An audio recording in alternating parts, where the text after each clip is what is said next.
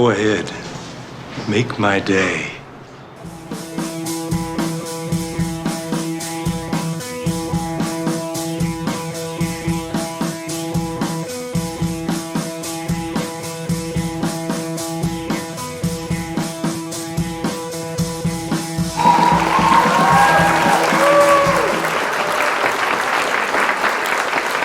Guys, today I'm going to review Sudden Impact. It's the fourth film in the Dirty Harry series and it was made in 1983. It stars Clint Eastwood as Harry Callahan, Sondra Locke as Jennifer, and it was produced and directed by Clint Eastwood. It cost 22 million, but it made an amazing 150 million back, and that's the most successful Dirty Harry film made. It was so successful that it's the world's highest grossing fourth film in a series, surpassing Thunderball, that James Bond film starring Sean Connery. So that shows how successful this film was. It runs 117 minutes and the screenplay is by Joseph Stinson. So it's an amazingly successful film, this one.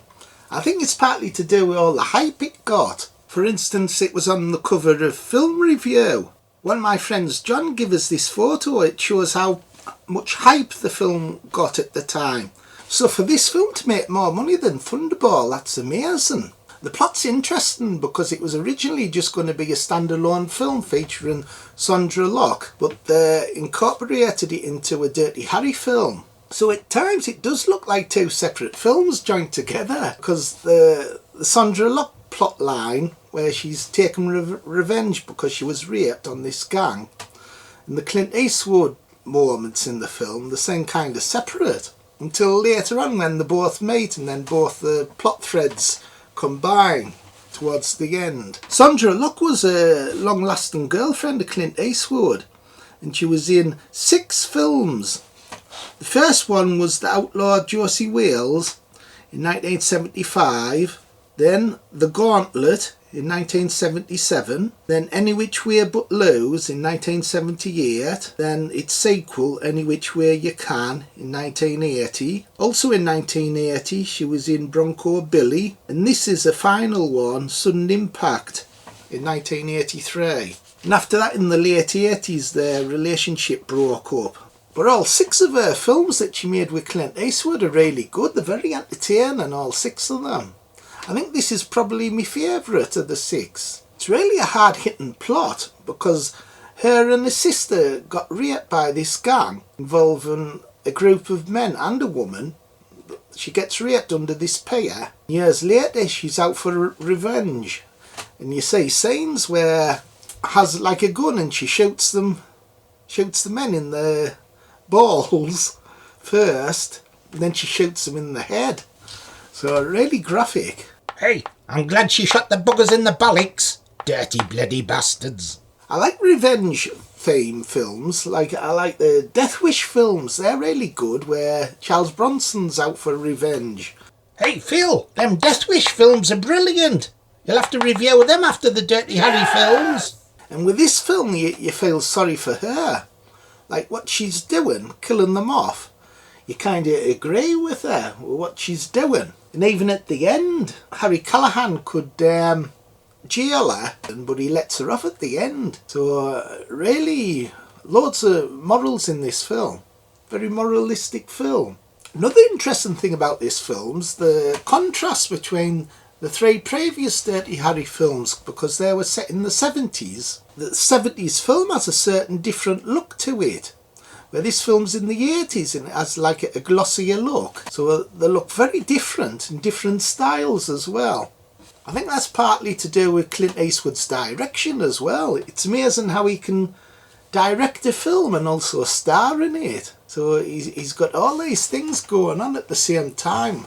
It must be really complicated to direct a film and star in it. This is Albert Popwell's last appearance in a Dirty Harry film. He's been in all of the first 4 films playing different characters, and I think with this being his last one they gave him more to do in it, so he couldn't really pop up in the next film because he had too big a role in this one and getting killed in this one as well. So if he'd have popped up in the last film doing another cameo of a different character, it would have looked a bit odd. Although at the same time, it's still kind of sad that he didn't have an appearance in all 5 Dirty Harry films. That would have been good. There's loads of great lines as well in this film. There's lots of humour, even though it's a dark film about getting revenge and rape and stuff.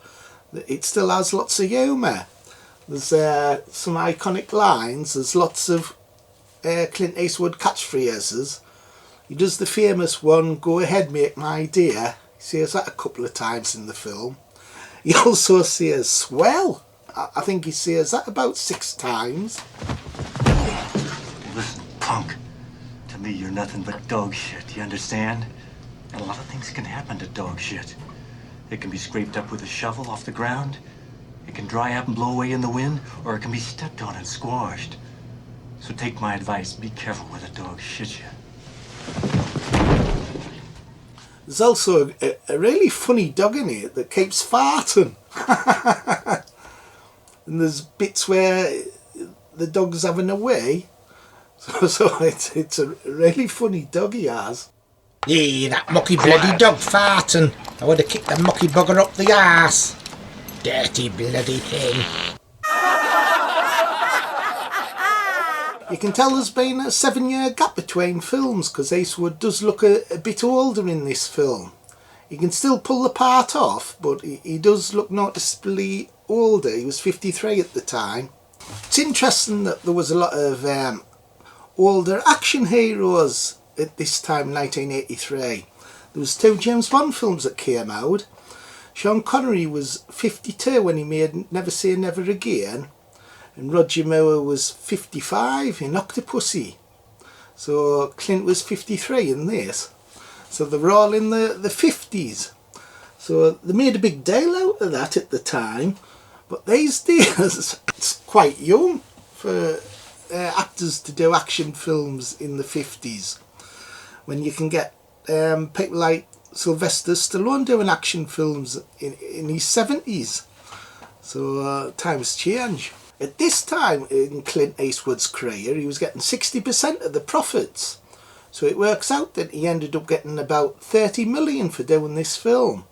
In 1983, that's a fortune. I think what makes this film so good is Sondra Locke's performance. Excellent in this film. It's all to do with her eyes.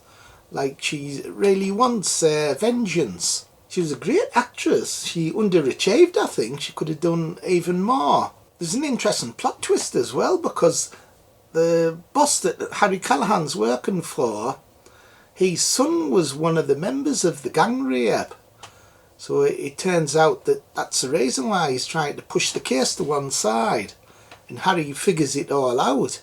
Sondra Locke's character's sister in the film, who got raped with her, she turns out that gone inside of herself, so she's in like this mental place. She doesn't respond, so she's like just staring out the window. That's a sad moment. Lalo Schifrin's back doing the music. There's an excellent score, especially where he revisits some of the old scores from the previous films. There's a good new version of the original score. So I really liked that. It was really good. This film makes amends of the previous film, The Enforcer, because in that film the villains were poor. But in this film, they're really evil and they don't half stand out. Especially the woman. She's a right evil bitch who was part of the rape. And she's like almost like the leader of them all. So a really evil character. Throughout the film there's lots of action bits as well. Harry keeps getting attacked by old villains who are trying to get him. There's lots of scenes where he's driving around, they're throwing petrol bombs through his car. There's a good scene where he gets beaten up and he falls into the river. And he manages to survive it, but there's a really big beating, very violent. Sondra Locke's character, Jennifer, she's an artist and she's doing all these weird paintings. And it like proves what a mental state is by her paintings. You can tell she's like going a bit crazy like her sister. I like the last scene, especially there's a certain scene of Clint Eastwood in darkness and he's got his gun ready. He's about to kill off the villains. That was a really good directed scene. I enjoyed the final, that was excellent. So overall I thought this film was excellent. It has a different look to it than the three films set in the 70s. So you can tell this is a 1980s film. There's some terrific performances as well. I maybe wouldn't put it as good as the first two films in the series, but it's really good, and out of 10 I'd definitely give it a 9 out of 10. It's excellent. It's on par with Magnum Force. I don't know which one's better, but they're both about the same. So what did you think, Bones? Did you like it? Top marks, Phil. I thought it was swell. It made my bloody day. I've always wanted to do something like this. Halt, police! Freeze, you motherfucker, and hit the dirt now! There, you daft bugger trying to be bloody Dirty Harry again. Soft as shit. Okay, everybody, bye. See you next time. Like and subscribe and share. Bye. Bye.